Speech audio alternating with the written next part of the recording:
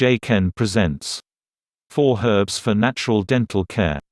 But before we get started, subscribe to our channel, click the bell icon to be notified whenever we publish a new video. Trying to make the switch to natural care products is easy when you are talking about cleaning the home. It is when you get into things like dental care that it starts becoming difficult. You need to make sure that what you are using is natural, organic, and that it is safe to swallow. With that in mind, most people avoid certain natural options and stick with herbs. If you are going for natural herbal dental care, here are the herbs you should focus on and why. 1. Goldenseal. Goldenseal is an herb that is native to North American areas. It is listed as an endangered plant, so finding it may be a bit difficult. If you do find it, can grow it in your area, or have the option to use it, you will only be using the leaves of the plant. Goldenseal is primarily used for gum disease, gum pain, and antibiotic qualities.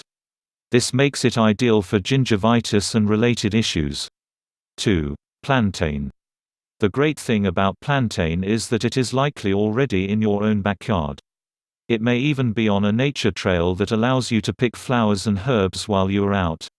Plantain is a green leafy plant that is used for healing wounds. The best way to use plantain is to put the plant in a small bottle or mason jar of vodka. Place the bottle in a dark, cool place for at least 6 weeks, then strain the vodka. Use the vodka as a tincture directly on the pain or use it as a mouth rinse. 3. Sage.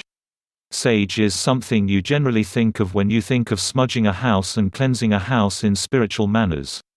Sage can also help greatly with dental care and pain. Sage is considered to be a natural astringent. What this means for your oral care routine is reduce inflammation, reduce pain, and an easy, gentle soothing agent for sore mouths following oral surgery. 4. Peppermint.